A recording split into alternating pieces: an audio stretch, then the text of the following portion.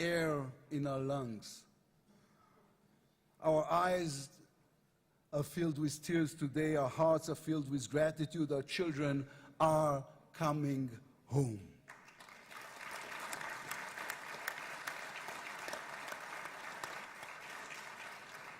In the Babylonian Talmud, a sacred book of the Jewish people, it is written, whoever destroys one life, it is as though he destroyed an entire world, and whoever saves one life, it is though as he has saved an entire world. Mr. President, you have saved the lives of our hostages.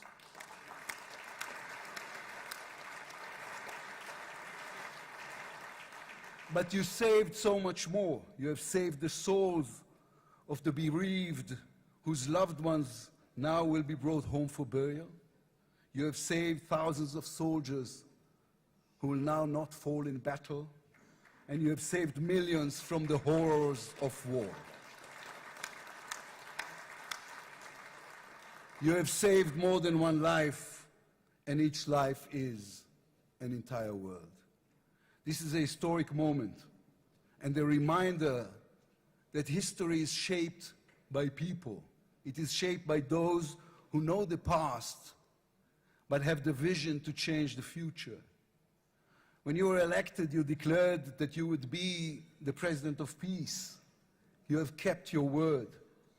The fact that you were not awarded the Nobel Peace Prize is a grave mistake by the committee. But they will have no choice, Mr. President. They will have to award it to you next year.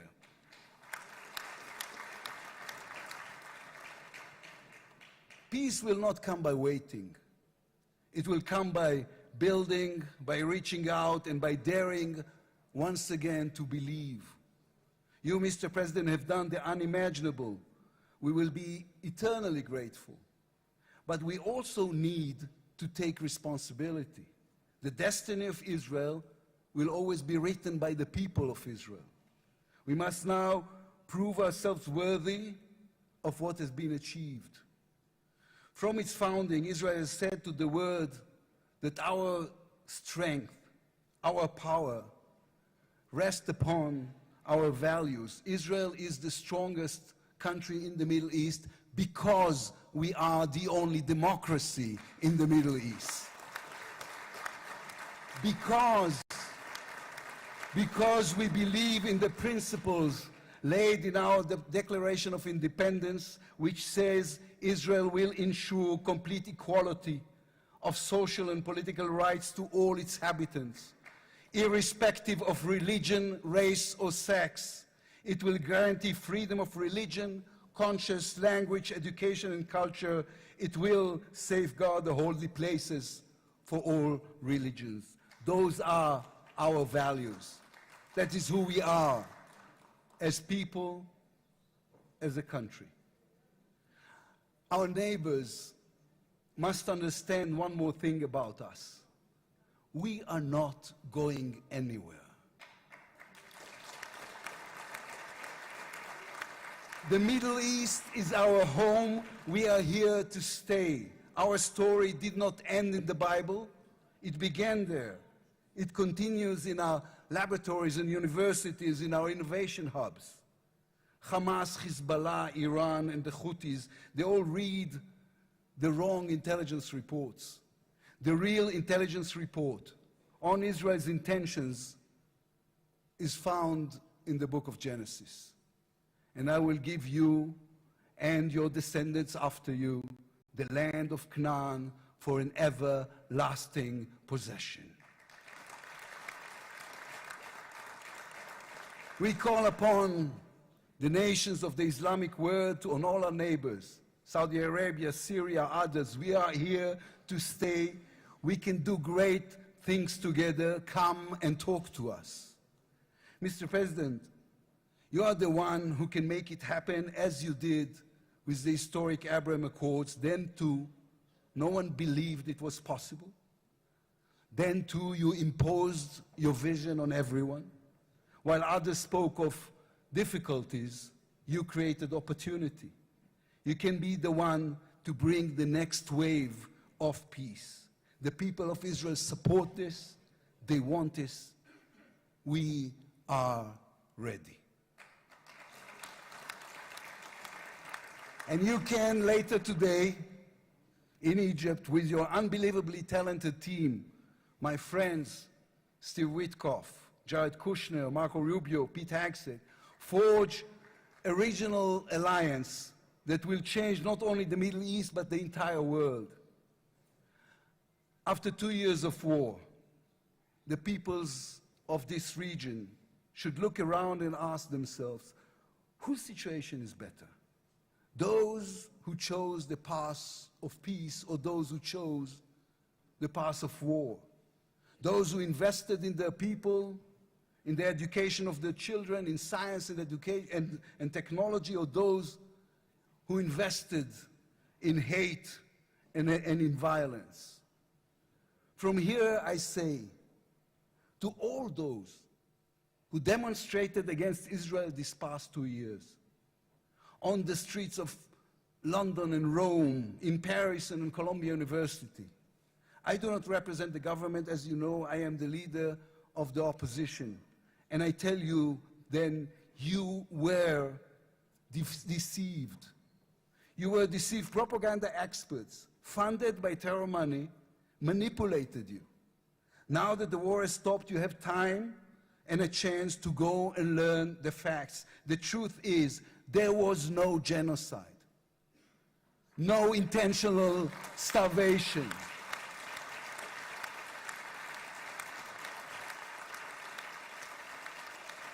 The truth is, there was an army and a country fighting in the most complicated conditions imaginable against terrorists who send their own children to die for a follow-up, who use their own children as human shields. The truth is that the democratic state was attacked by a fanatical terrorist organization. 1,200 people were killed in one day, women were raped, babies were burned alive.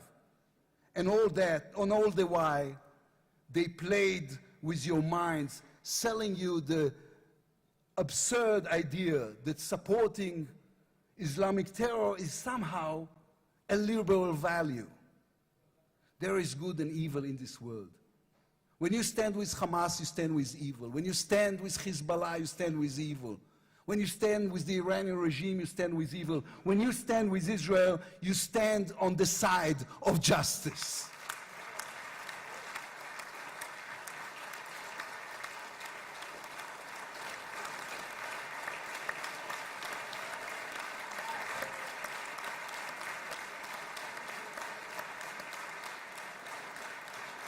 Last week I attended the 7th October memorial ceremony. An inspirational woman called Galit Dan spoke on stage. Galit had a daughter, Noya, a 13-year-old girl who was autistic like my daughter. And Noya was full of light. She loved Harry Potter. On that dark day, Noya was sleeping at her grandmother's, Carmela's house in Kibbutz Nir Oz. Carmela was 80 years old. Their bodies, grandmother and granddaughter, were found embraced. They were murdered together. On stage at the ceremony, Galit said a sentence that moved us all. We don't want revenge, she said. We want redemption.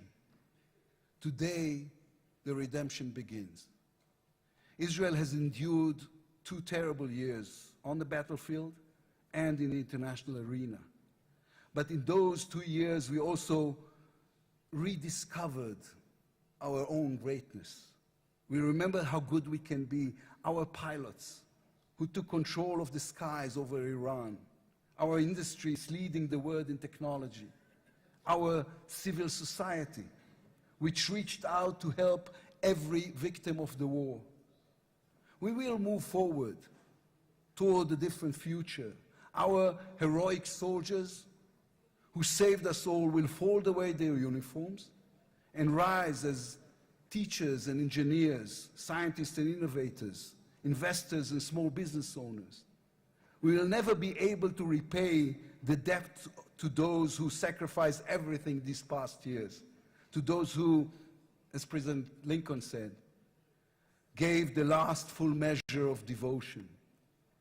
We can only be worthy of them, worthy of their sacrifice. Mr. President, allow me to speak also to the businessman in you, the deal maker who understands value. If there were one stock in the world I would invest in today, it is the state of Israel. If there were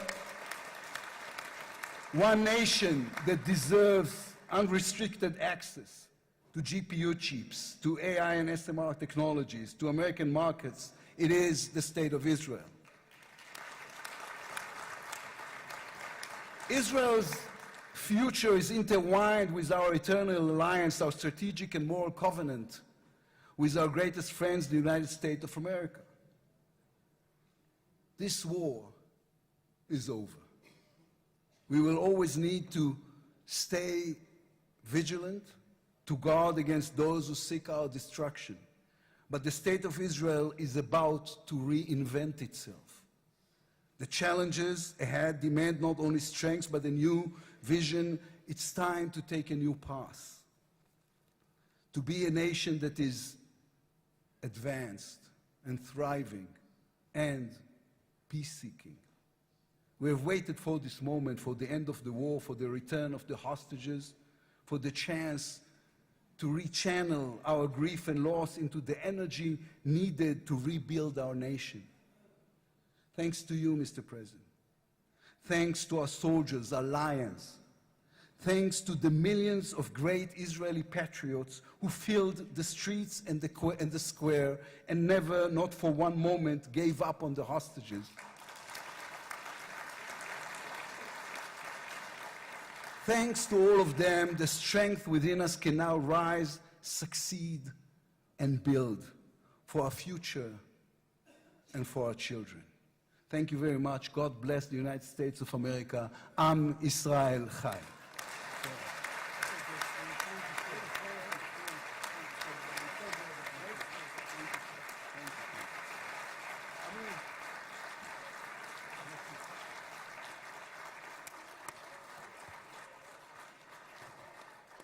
אני מודה לראש האופוזיציה, I would like to thank the head of the opposition. members of the Knesset.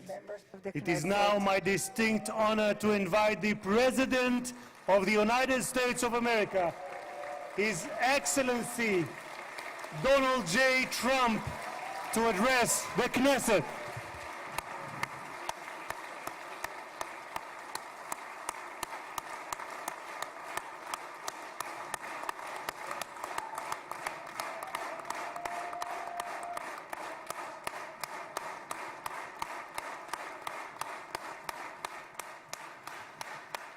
Thank you very much. Thank you. Thank you very much, everybody. It's a great honor. Nice place. Very nice place. Mr. President, Mr. Prime Minister, Mr. Speaker, esteemed members of the Knesset and cherished citizens of Israel, we gather on a day of profound joy, of soaring hope, of renewed faith, and above all, a day to give our deepest thanks to the Almighty God of Abraham, Isaac, and Jacob.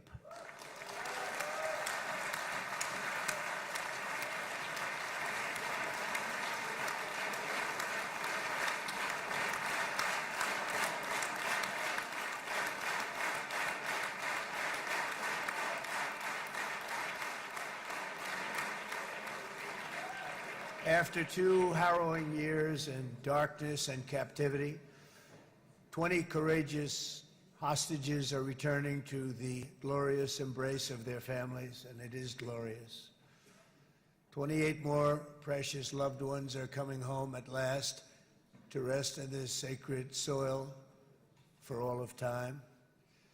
And after so many years of unceasing war and endless danger, today the skies are calm, the guns are silent, the sirens are still, and the sun rises on a holy land that is finally at peace, a land and a region that will live, God willing, in peace for all eternity.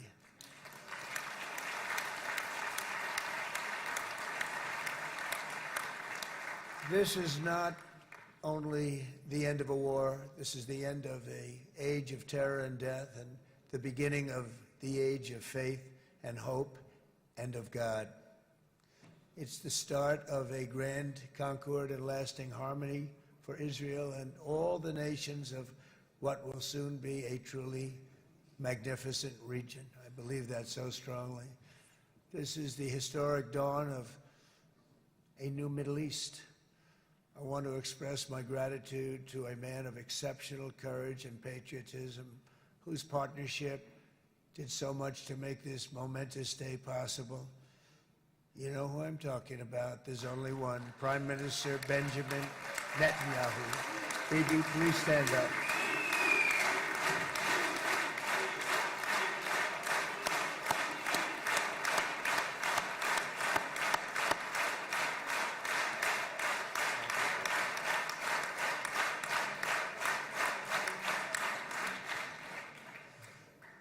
And he is not easy, I want to tell you.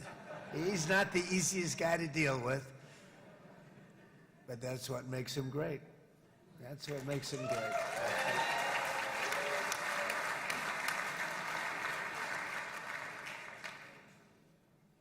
Thank you very much, baby.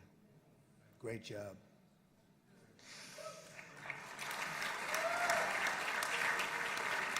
And let me also convey my tremendous appreciation for all of the nations of the Arab and Muslim world that came together to press Hamas to set the hostages free and to send them home. We had a lot of help. We had a lot of help from a lot of people that you wouldn't suspect, and I want to thank them very much for that. It's an incredible triumph for Israel and the world to have all of these nations working together as partners in peace. And it's pretty unusual for you to see that, but it happened in this case. This was a very unusual point in time, a brilliant point in time. Generations from now, this will be remembered as the moment that everything began to change, and change very much for the better. Like the USA right now, it will be the golden age of Israel and the golden age of the Middle East. It's going to work together. I'd like to thank several great American patriots for their invaluable help in getting something done that almost everyone thought was absolutely impossible. We were wasting our time. So many people said, "You're just wasting your time." But we weren't, because we had talented people working with us, and we had people that loved your country, and frankly, people that loved the region. They loved the Middle East. I want to thank my friend Steve Witkoff.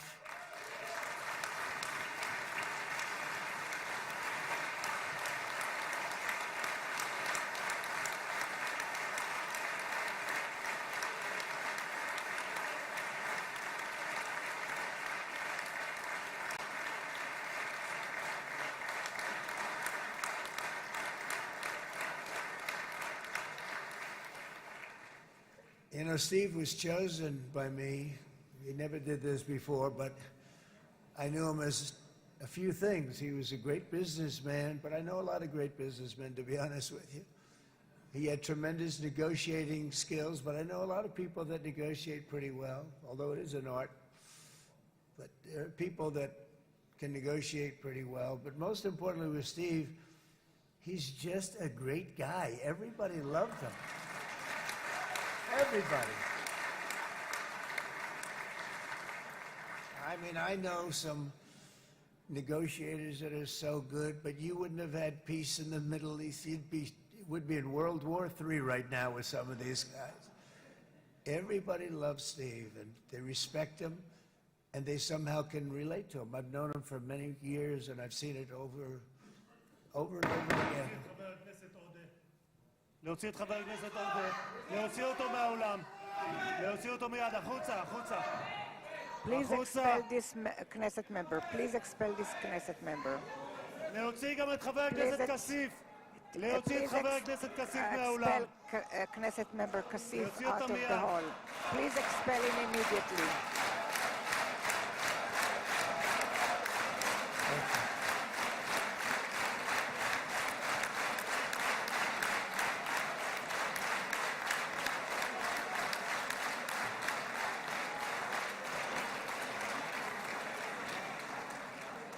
Sorry for that, Mr. President. I'm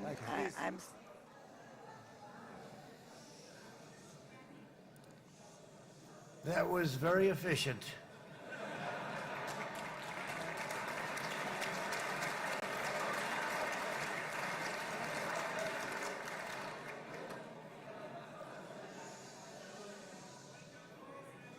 So back to Steve. He's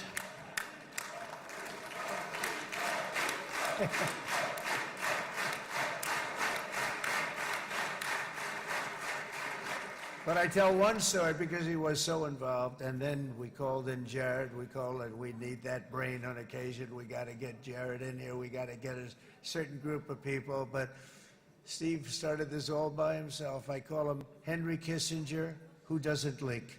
Okay? Henry is a big leaker. He leaked. Steve doesn't leak. Steve just wants to get the job done. He wants to do what's right. But I'll give you just a quick story because, as you know, he's working on the war with Russia and Ukraine, a war that would have never happened if I were president. A shame. 7,000 young soldiers a week are being killed. More than that this last week. It's a shame. It should have never happened. But it did happen, and we won the race, and I took over this horrible war that's been raging, and I thought it would be easily settled. I thought it was a hell of a lot easier than doing what we just did very successfully with Israel and a lot of other people.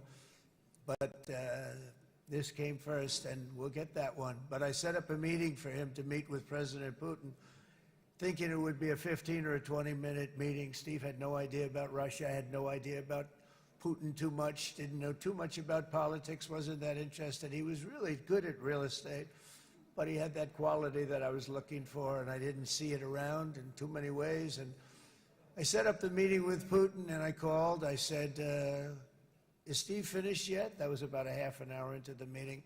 No, sir, he's not. He's still inside. This is in Moscow. I said, well, how's he doing? I don't know, sir. He's still inside. I called up an hour later. Let me speak to Steve. Sir, he's still with Putin. He's with President Putin. I said, wow, it's a long meeting, 1 hour. I called up an hour later, he was still with Putin. 3 hours later, he was still with Putin. 4 hours later, he started to get the word that he was going to be coming out soon. And in 5 hours, he came out. I said, what the hell were you talking about for 5 hours?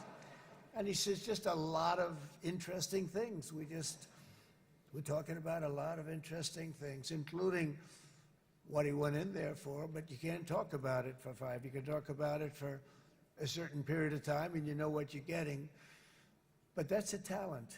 That's a talent, where you can do that. Most people I'd send in, number one, they wouldn't be accepted. Number two, if they were, the meeting would last 5 minutes, and that's what happens with Steve. Everybody loves him. They love him on this side. They love him on the other side.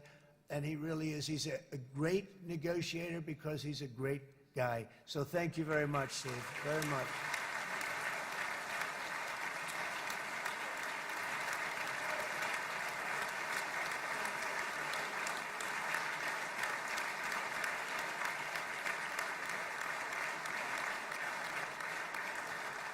And let me also give a very special thanks to someone who truly loves Israel.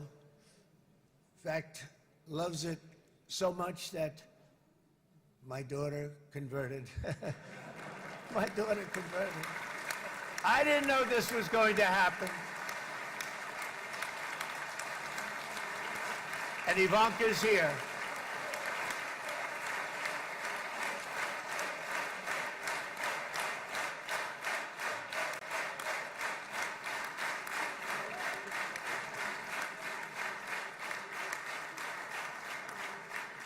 And Bibi, you do know this was not in the cards for me. You understand that.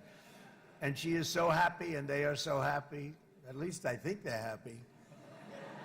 If they're not, we have a big story, right? No, they have a great marriage, and they get along great. They're best friends. They have a very special relationship. But Jared has been so helpful. He really did something very special. He established the Abraham Accords with a group of very wonderful people. I like calling it the Avraham Accords, because people that, right? Avraham. It's so cool. It's so much sort of nicer, you know, the Abraham versus the Avraham.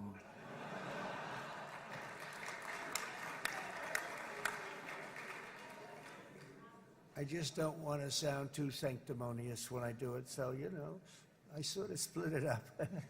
This way we keep everybody happy. But we have some very great talent, and they have no excuses for anything that's taken place, because we had some unbelievably good people working on this. And then you're going to add a man named Marco Rubio, who is also here. That's right.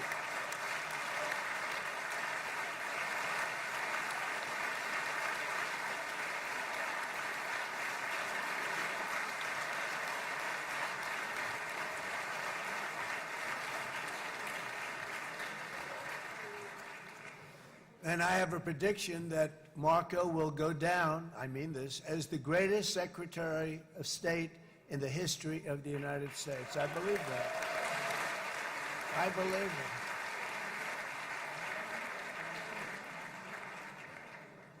it. And he and I, you know, we really fought it out.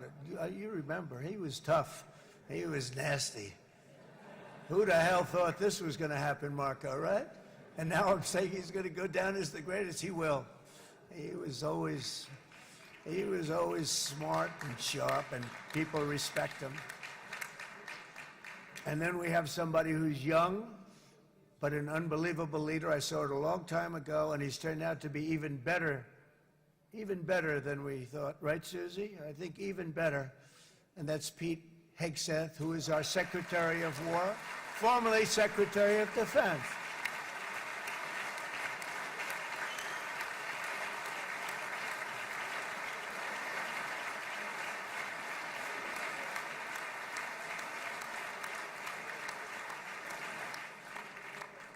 And as you know, we decisively won World War I. We decisively won World War II decisively. And everything in between and everything before it, we won everything. And then they had the brilliant idea of changing the name from war, you know, it was war, to defense. And with that went a certain thinking. And we fought in a very politically correct way after that. We always had the strongest military, and now we have a stronger military than we've ever had before. Because of my first term, I've totally rebuilt the military, every aspect of it. But we have, if you think, we settled 8 wars in 8 months. I'm now including this one, by the way, if that's okay. They may say, well, that was quick. Because yesterday I was saying 7, but now I can say 8. The hostages are back. The hostages are back.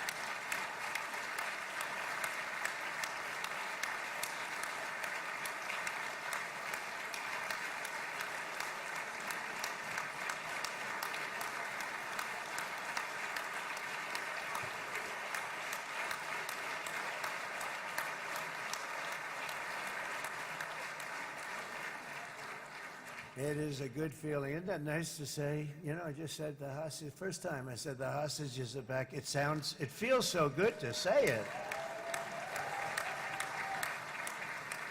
But when you settle 8 wars in 8 months, that means you don't like war. Everyone thought I was going to be brutal. In fact, I remember Hillary Clinton during a debate, she said, look at him, he's going to go to war with everybody. And actually, she said, he's got a personality that's all about war. No, and my personality actually is all about stopping wars, and it seems to work. It seems to work. But it also means this name change and our attitude that we're not going to go into a war, but if we do, we're going to win that war like nobody has ever won a war before. We will not be politically correct, but we're not going to be there. And I think, you know, as you mentioned, Bibi, before, peace through strength, and that's what it's all about. The United States has the greatest and most powerful military in the, right now, history of the world. I can tell you we have weapons that nobody's ever dreamt of. I only hope we never have to use them. I rebuilt the military. I was proud to do it, but some of the things I hated to do, I hated certain of the weapons because the level of power is so enormous. It's so dangerous, so bad. But we have to do what we have to do. We make the best weapons in the world, and we've got a lot of them. And we've given a lot to Israel, frankly. And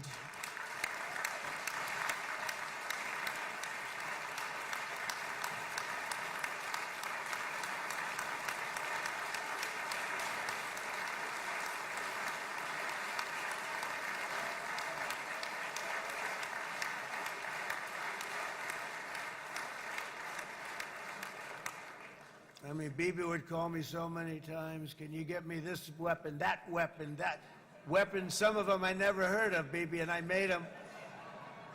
But we'd get them here, wouldn't we? And they are the best. They are the best. But you used them well. It also takes people that know how to use them. And you obviously used them very well. But so many that Israel became strong and powerful, which ultimately led to peace. That's what led to peace.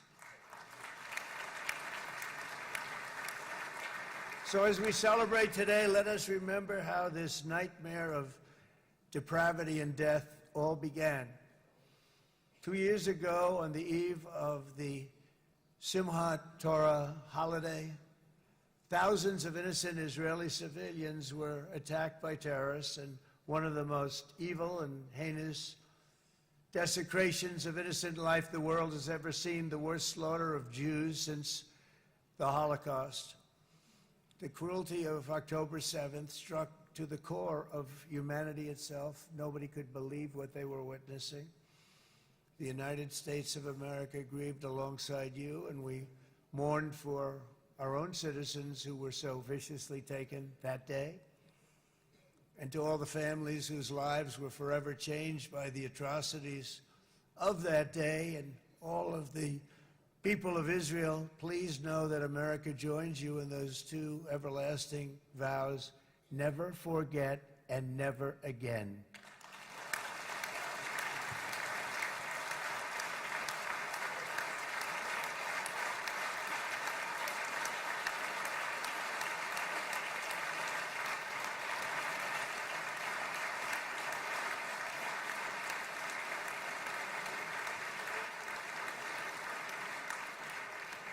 From October 7th until this week, Israel has been a nation at war, enduring burdens that only a proud and faithful people could withstand. It was a very tough period of time.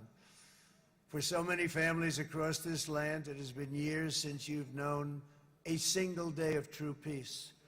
But now at last, not only for Israelis, but also for Palestinians and for many others, the long and painful nightmare is finally over. And as the dust settles, the smoke fades, the debris is removed, and the ashes cleaned from the air, the day that breaks on a region transformed, and a beautiful and much brighter future appears suddenly within your reach. This is now a very exciting time for Israel and for the entire Middle East, because all across the Middle East, the forces of chaos, terror, and ruin that have plagued the region for decades now stand weakened, isolated, and totally defeated. A new coalition of proud and responsible nations is emerging, and because of us, the enemies of all civilization are in retreat. Thanks to the bravery and incredible skill of the Israeli Defense Forces and Operation Rising Lion,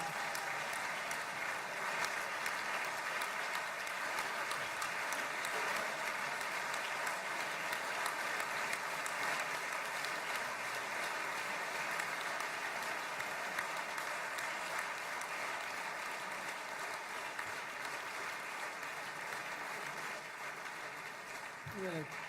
Guy's central casting. Let's put him in a movie. Look at him. Great job. And my people loved working with you. Loved it. They worked so well together. But many of Iran's top terrorists, including nuclear scientists and commanders, have been extinguished from this earth. And with Operation Midnight Hammer, boy, that's a great name for that, what we did last June. The United States military flew 7 of those beautiful B-2 bombers. They look so beautiful all of a sudden. They were always, I thought they were pretty planes. I had no idea they could do what they did. In fact, we just ordered 28 more of them.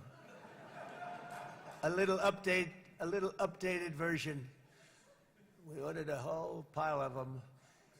And almost 100 other planes went with them, including fighter jets. We had 52 tankers, big, beautiful, brand new tankers that were loading them up 4 or 5 times. They've traveled 37 hours back and forth, think of that. But we had tankers all over the sky for all the other planes. We had the F-22s, the F-35s, F-16s. We had a hell of a lot of planes.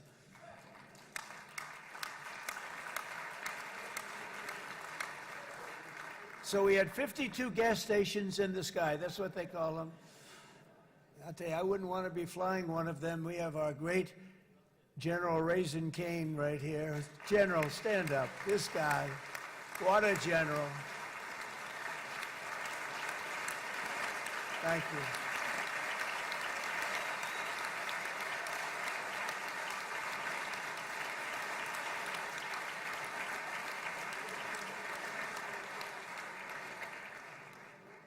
I asked General Cain, I said, you know, we're having problems with ISIS, and I was in Washington, and I asked, how long would it take to defeat ISIS? And my Washington generals told me, 3, 4, maybe 5 years, sir.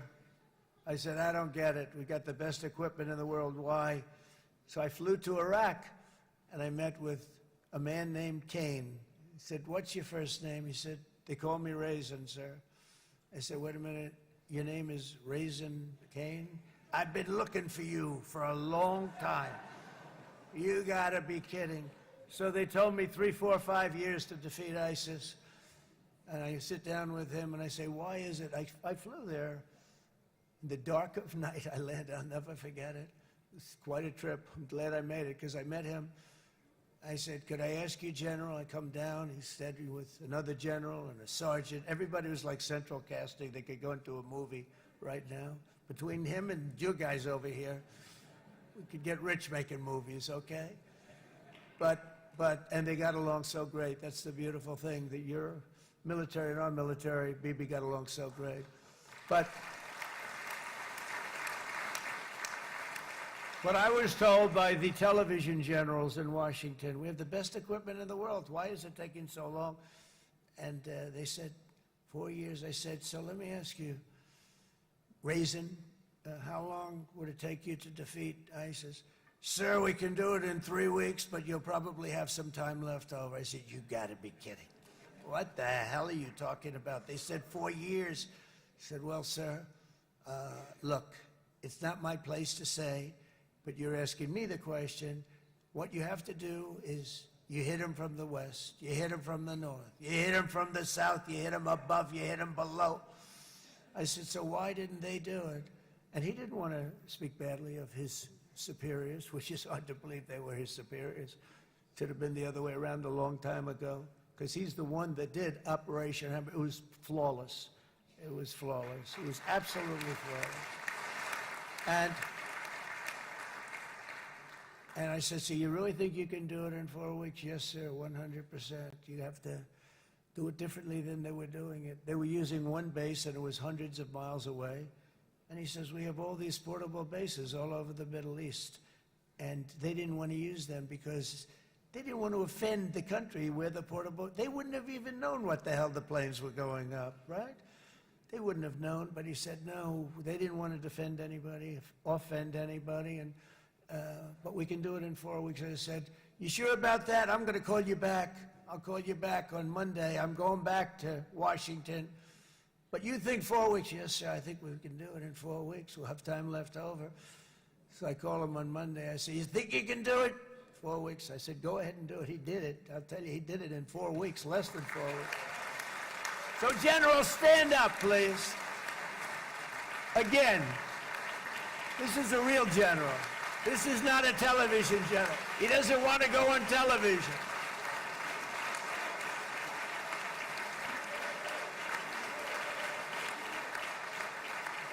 He doesn't want to go on television. I said the other guys love being on television. So we dropped 14 bombs on Iran's key nuclear facilities, totally, as I said originally, obliterating them. And that's been confirmed, and everybody understands it. Together we stopped the #1 state sponsor of terror from obtaining the world's most dangerous weapons. And if you think about it, if we didn't do that, and assuming we made the same deal that we have today, there'd be a dark cloud over this deal. And #1, it wouldn't happen because the other Arab and Muslim nations really wouldn't feel comfortable making the deal that we have now, right? If Iran had that nuclear weapon that they were about 2 months away from having. They would have had it in 2 months or maybe less than that. They were right at, this was our last shot. They looked at it for 22 years. This was our last shot. The pilots told me that. They said, 22 years, sir, they looked at it. Our predecessors looked, they studied it. 3 times a year would do drills on that exact attack. And boy, did they get it right. But let's assume they didn't, and let's assume there was large-scale nuclear weapons in the hands of Iran. We couldn't be here today. Even if we signed the deal, which we couldn't do because a lot of people would not want to have anything to do with it, we took a big cloud off of the Middle East and off of Israel.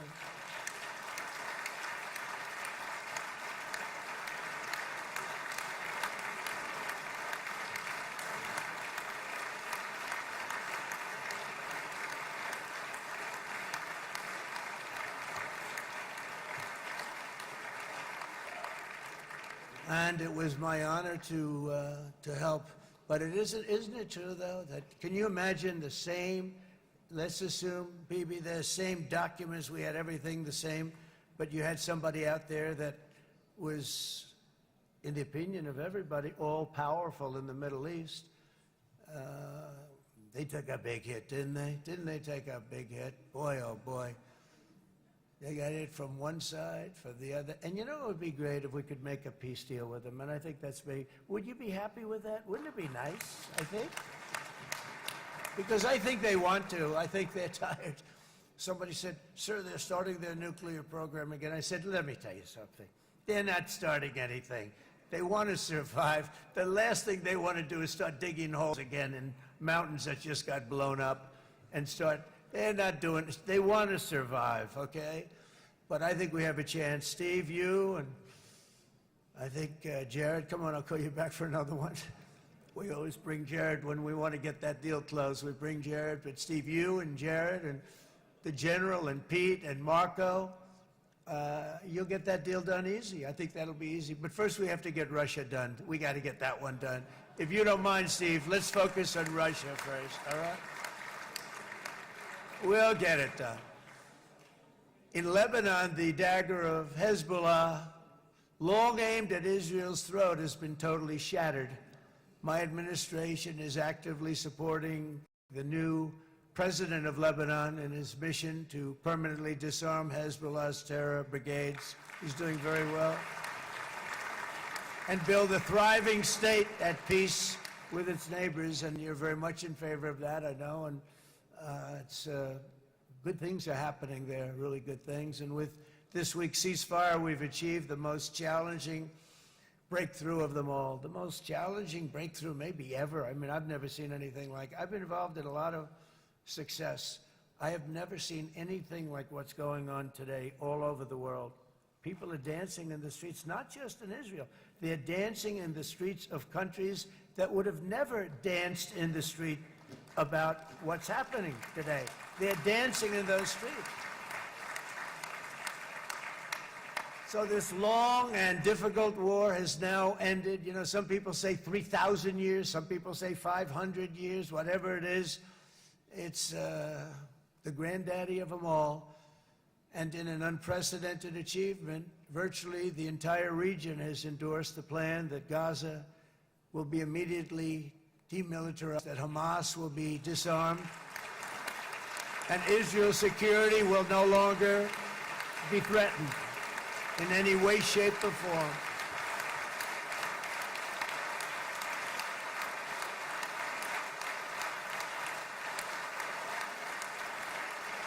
So Israel, with our help, has won all that they can by force of arms. You've won.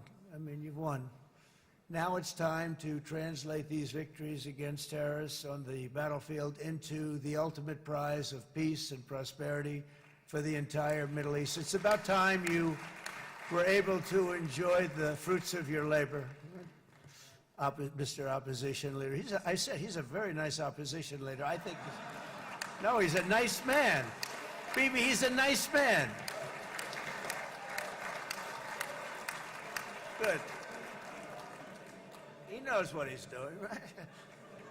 No, a very nice guy. Well, see, now you can be a little bit nicer, Bibi, because you're not at war anymore, Bibi.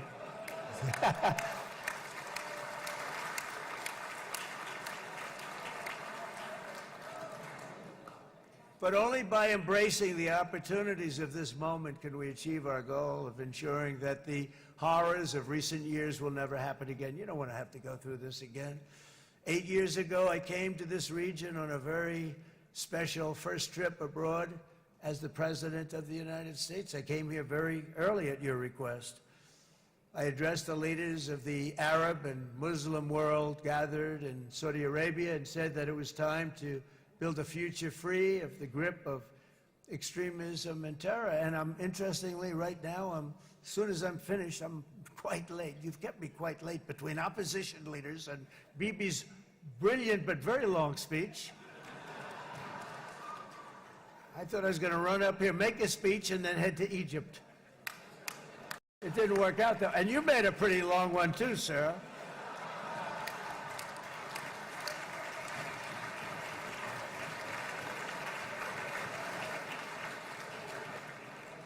But I liked what you all said. It could be worse. Supposing on top of it, I didn't like what you said. That would be no good, Ron, would it? Ron, you did a great job, by the way, Ron.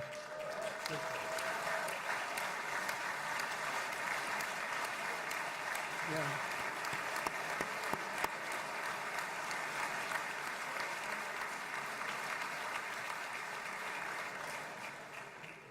So I'm going to be meeting, actually, in a little while, I'm going to be meeting with the most powerful, the richest nations, really, in the world, although now, with the tariffs, the United States is by far the richest nation in the world, as you probably have been reading.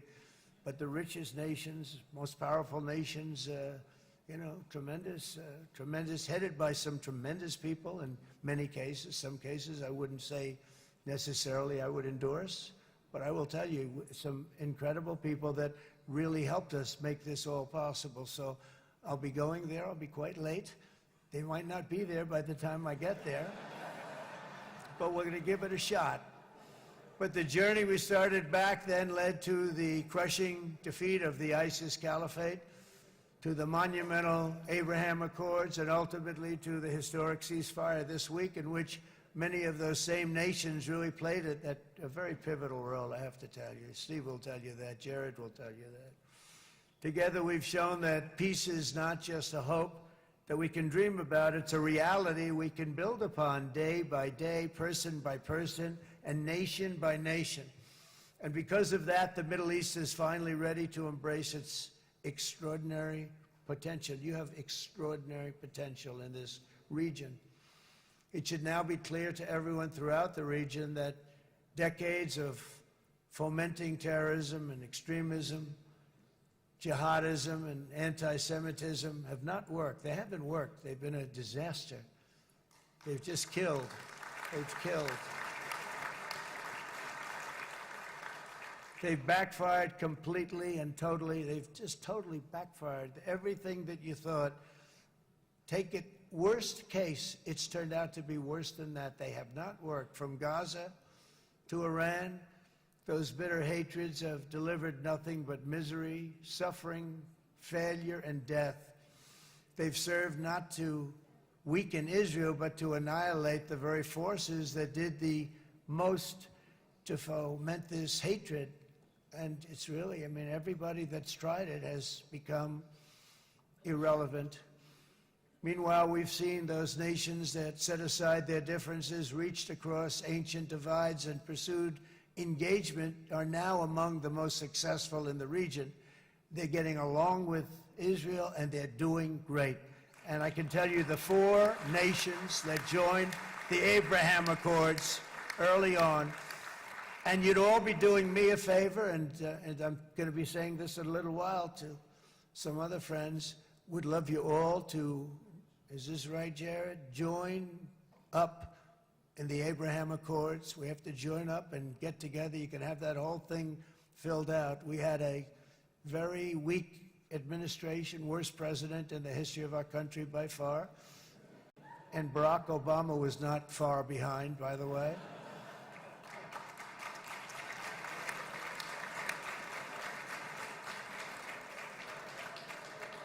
And they did nothing with this incredible document, the Abraham Accords, but now you can fill them up. Now you have peace, you have people that really like Israel. I'll tell you what, and they like Israel a lot more today than they did even 5 weeks ago. You've made a lot of, you've come back strong, because it was getting to be a little nasty out there in the world, and ultimately the world wins. You can't beat the world always. I would say to Bibi, it's now time, and he understood it better than anybody, because ultimately, you know, the world's a very big place. And I've said a lot. I said, this piece of land is very small. It's unbelievable what you've done with that tiny, you look at a map even of just, not the world, the Middle East, and you have this little dot. And think of what you've done. It's incredible. It's incredible.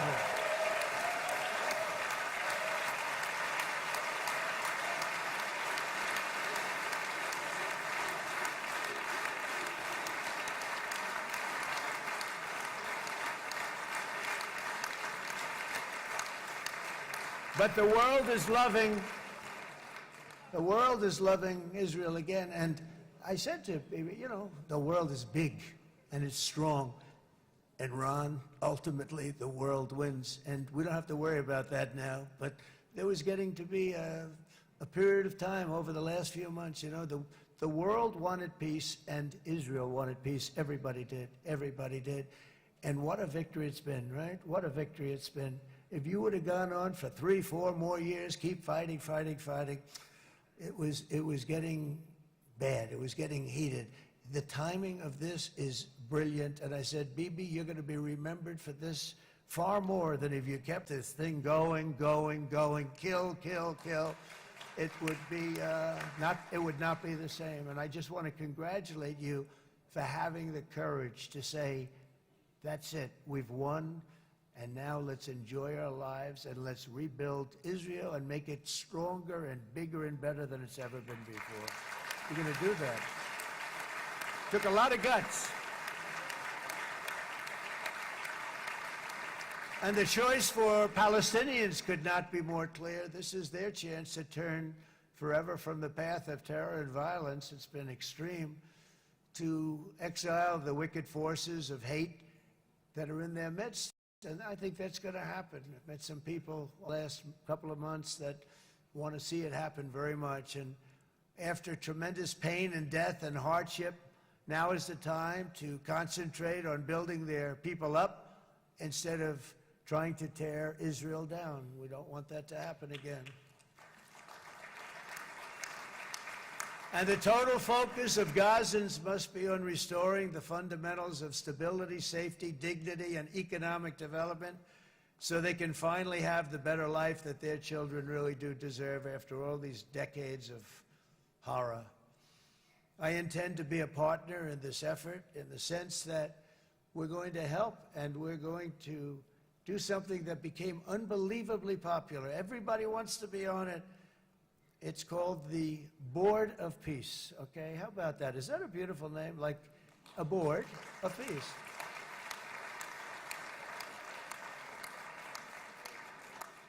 The only bad thing from my standpoint, every single nation involved has asked me to be the chair, and I'll tell you, I'm very busy.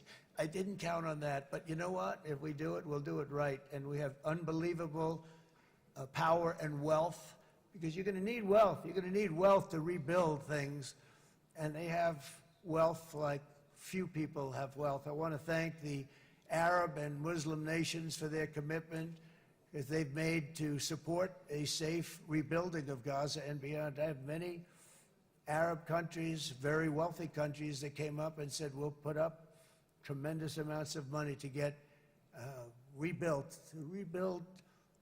Gaza, and I think that's going to happen. The power, they want dignity, they want to come forward, and they want to say, and I want to say who they are, because what they're doing is going to be, I think, something that you're going to be very impressed with, Bibi, and you need that. You need the kind of economic power that they have, and they want to see it work, and they want to see it be safe, and they want to see it be good for Israel, too. And as much money as it will be, and it's a lot, as you can see, it's a lot. For these countries, it's relatively little relative to their worth. It's really a lot of money like most people could never even conceive, but for these countries, it's not that much, especially because it ensures success and stability in the Middle East, which is what they want to see. So many of them will be with us in Egypt in a little while, I think. I'm not sure. They may be gone. They may have taken their Boeing 747s and left. I said, what kind of a plane do you fly? 747. I said, that's a large plane. No, they may have. Steve, do you think they've left on their their brand new Boeing 747s? Or I don't know. We're going to find out soon. It's going to be a big story. There'll be 2 people left, and they'll be the 2 poorest ones.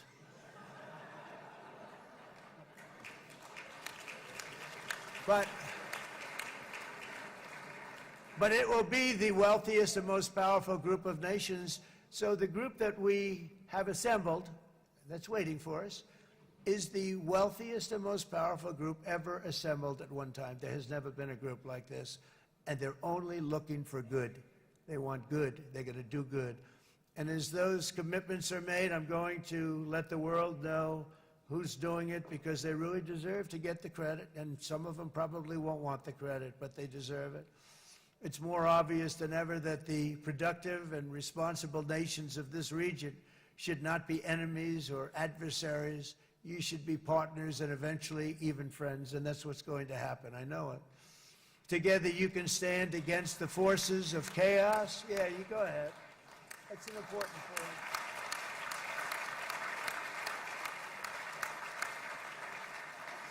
Because you can stand against the forces of chaos that threaten all of your interests, and it's always a big threat, and unleash incredible prosperity and opportunity for all the people of these lands, and that's what's going to happen. You're going to unleash numbers and success, the likes of which Israel has never been able to think of, because you're so firm, and you should be, and you've done the right thing in defending yourself. You're not going to have to worry so much about it. You've won, and now you can build, and you can do things that you never even thought possible. When you put that genius into doing something else, it's going to be something it's going to be a miracle. The miracle in the desert, it's going to be amazing. And it already is in a true sense. But it'll be wonderful when you can spend time thinking about other than war and defense and offense also. To that end, it's my firm hope and dream, frankly, that together the Abraham Accords will turn out to be everything that we thought they would. Those 4 countries were very, very brave in doing it. They did it at a very early point, and every single one of them benefits unbelievably financially. And if you noticed, even in this bad period that we just went through, they all remained a member of the Abraham Accords. They've done unbelievably well. And you know who you are, and I want to thank you.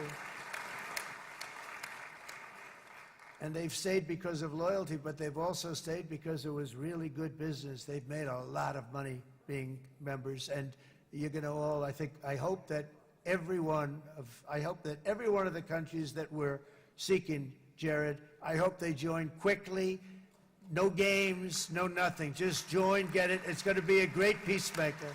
It's really going to bring it together beyond anybody's wildest dream. So instead of building fortresses to keep enemies at bay, the nations of this region should be building infrastructure to weave your commerce closer together, because you've got to compete with the big world out there in commerce now. It's a different kind of competition.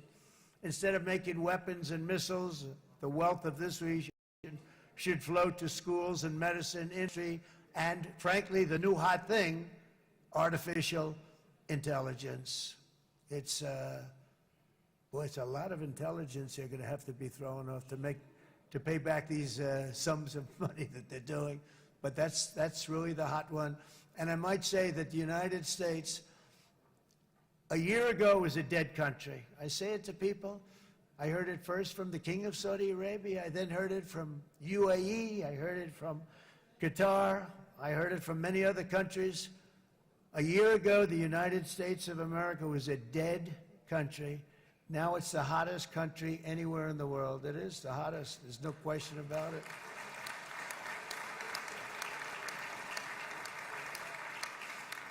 In fact, if you go back a year ago, before the election, although once we had November 5th, we became hot because people got it. I would say November 5th was a time that we became really hot. But once you go back a couple of years, if I were in charge and the country was doing what they, nobody was going to ask me to speak. Nobody asked Joe Biden to come up and speak, I guarantee you that. And if they did, he would have turned them down, I promise you. He didn't speak. He didn't speak, and he didn't speak well.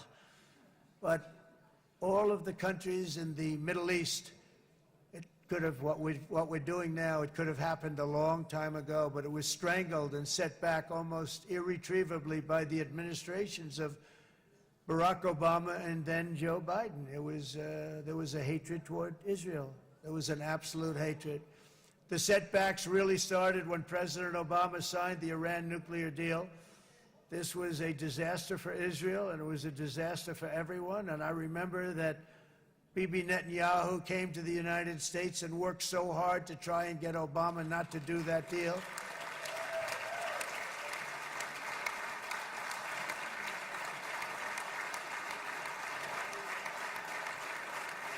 He worked so hard.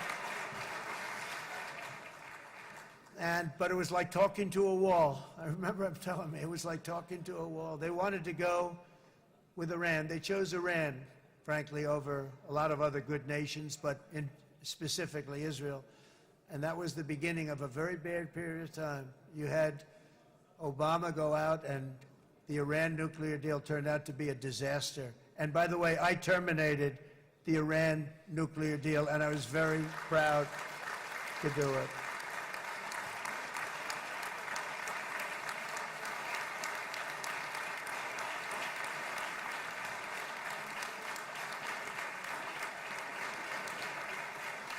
Yet even to Iran, whose regime has inflicted so much death on the Middle East, the hand of friendship and cooperation is open. I'm telling you, they want to make a deal. That's all I do in my life. I make deals. I'm good at it. I've always been good at it. And I know when they want. Even if they said, we don't want to make a deal, I can tell you they want to make a deal. All right, they do. They want to make a deal, and we're going to see if we can do something, because this is crazy what's happening, and we're not going to have this anymore. Neither the United States nor Israel bear the people of Iran any hostility. We merely want to live in peace. We don't want any looming threats over our heads, and we don't want to even think in terms of nuclear destruction. It's not going to happen, never will happen. There's nothing that would do more good for this part of the world than for Iran's leaders to renounce terror, stop threatening their neighbors, quit funding their militant proxies, and finally recognize Israel's right to existence. They have to do that. They have to do that. And to Iran, And as you know, this is not said out of weakness. There's no weakness. But I'm going to say this, that we are ready when you are, and it will be the best decision that Iran has ever made. And it's going to happen. It's going to happen. And they're good people. I know a lot of Iranians in the United States. They're good people, smart, hardworking people. They don't want to see what's happened to their country. The story of fierce Israeli resolve and triumph since October 7th should be proof to the entire world that those who seek to destroy this nation are doomed to bitter failure.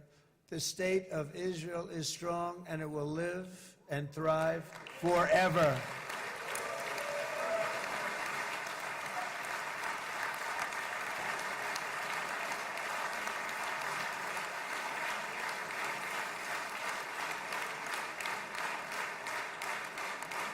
And that is why Israel will always remain a vital ally of the United States of America.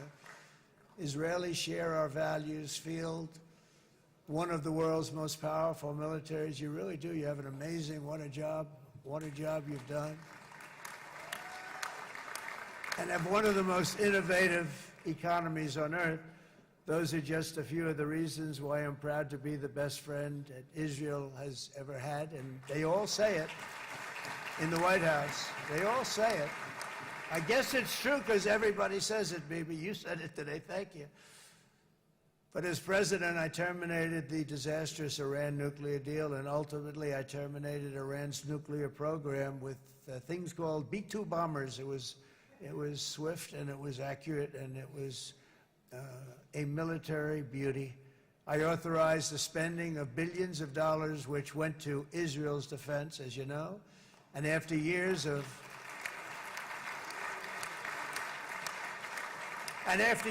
broken promises from many other American presidents, you know that, they kept promising. I never understood it until I got there. There was a lot of pressure put on these presidents. It was put on me too, but I didn't yield to the pressure.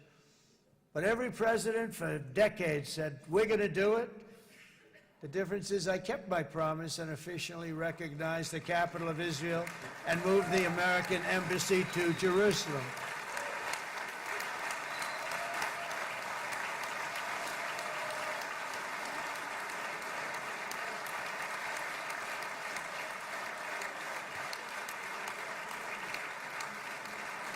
Isn't that right, Miriam? Look at Miriam. She's back there. Stand up, Miriam. Stand up.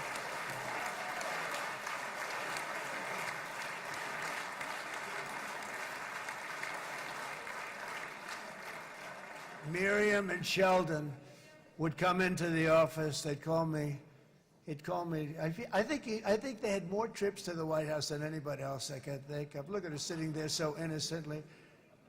She's got $60 billion in the bank. $60 billion. And I think she's saying no more. And she loves Israel, but she loves it, and they would come in, and her husband was a very aggressive man, but I loved him. He was a very aggressive, very supportive of me. And he'd call up, can I come over and see you? I say, Sheldon, I'm the president of the United States. It doesn't work that way. He'd come in, but they were very responsible for so much, including getting me thinking about Golan Heights, which is probably one of the greatest things to ever happen to Israel.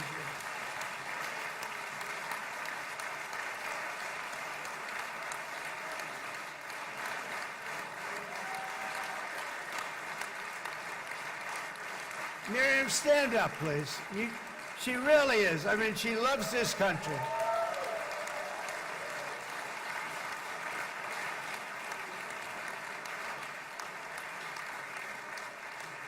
She loves this country. Her and her husband are so incredible. We miss him so dearly.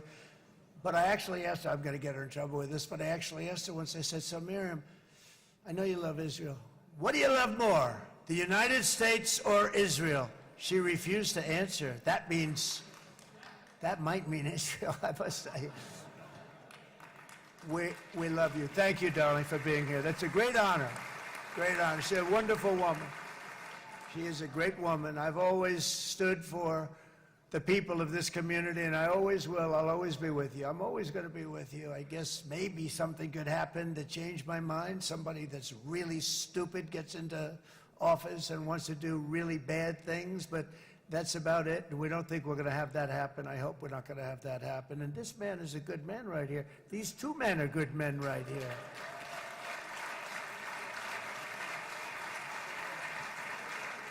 Hey, I have an idea.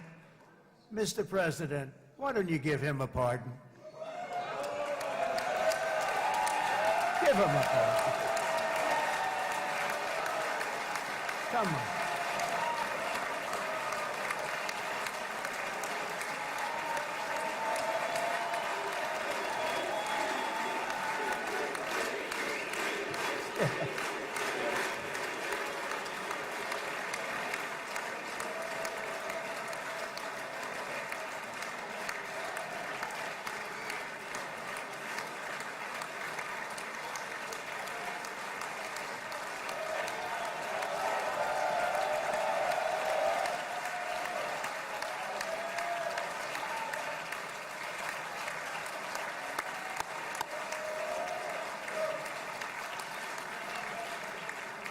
By the way, that was not in the speech, as you probably know. But I happen to like this gentleman right over here, and it just seems to make so much sense. You know, whether we like it or not, this has been one of the greatest wartime presidents. This has been one of the greatest wartime presidents. And cigars and champagne, who the hell cares about that?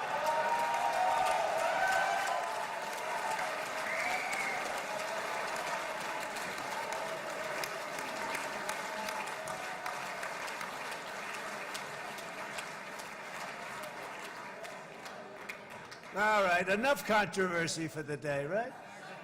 Actually, I don't think it's very controversial. So, you know, I mean, I see so popular. You are a very popular man. You know why? Because you know how to win.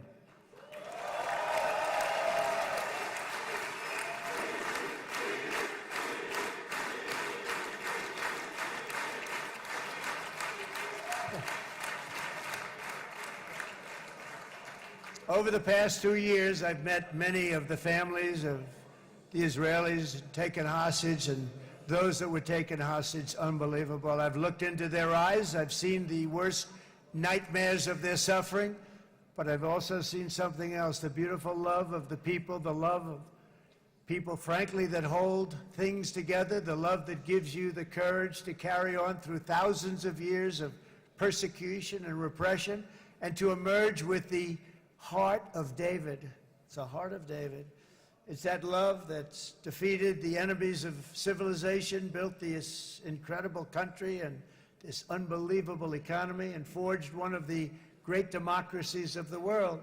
That is why it's a true honor to stand here today and address this assembly in your ancient and eternal now capital, Jerusalem. I'm proud to have helped in that regard. This city and this nation stand as living proof that a much brighter future for this entire region is truly within our grasp. For thousands of years, Jerusalem has been a home to Christians, Jews, Muslims, and people of all ethnicities and creeds. This is the holy center of the world's three great Abrahamic faiths. I like that too. Adorned, it's the first time I've seen that word in a while. Adorned with their sacred sites and alive with their pilgrims and visitors from every corner of the globe.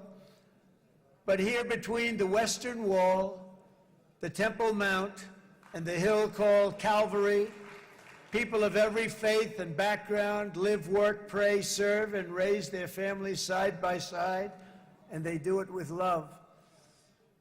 This example is just one of the modern miracles that Israel has given to the world. And just in closing, the leaders in this chamber know better than anyone else the challenges of this harmony, and it's been easily won. No, it hasn't. It has not been. It's been so tough, but it has been, some say, a miracle. What you've done is a miracle. Look at your size. Look at your chances when it all started. And you know, if you think about it, You are safer today, stronger today, and more respected today than at any time in the history of Israel. Think of it. People used to say it wouldn't exist. They don't say that anymore, do they? Yet if safety, security, and coexistence can thrive here in the winding alleys and ancient paths of Jerusalem, then surely peace and respect can flourish among the nations of the broader Middle East. The God who once dwelled among his people in this city still calls us, in the words of Scripture, the turn from evil and do good, to seek peace and pursue it. So he still whispers truth into the hills and knolls and valleys of his magnificent creation, and he still writes hope into the hearts of his children all over the world. And that is why even after 3,000 years of pain and conflict, the people of Israel have never given up from the threats of Zionism, from all sorts of threats. You want the promise of Zion. You want the promise of success and hope and love and God. And the people of America have never lost faith in the promise of a great and blessed future for all of us. From the very first day that modern Israel was founded, we have stood together through thick and thin of setbacks, and through victory and defeat, through glory and heartache. We have built industries together. We have made discoveries together. We have confronted evil together, and we have waged war together, and perhaps, most beautifully of all, we have made peace together. And this week, against all odds, we have done the impossible and brought our hostages home.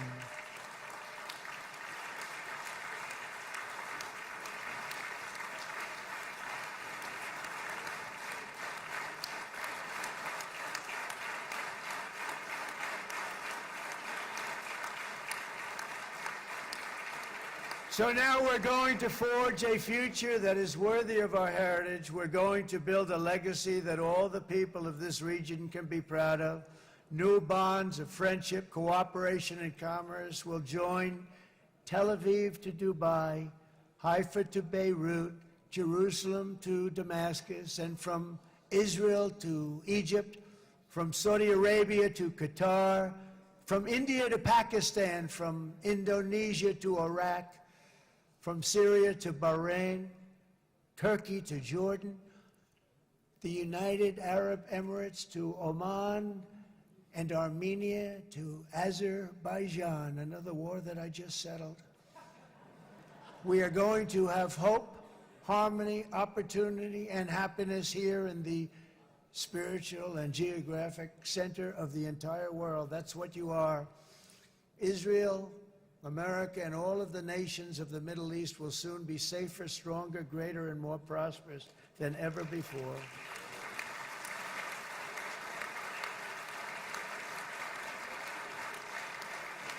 And I want to thank you all once again for this exceptional honor. This has been truly an honor. It's seldom that a president is invited to do this. And I love Israel. I'm with you all the way. You will be bigger, better, stronger, and more loving than ever before.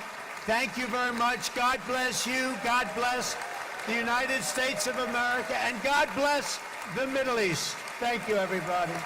Good luck. Thank you very much. Thank you.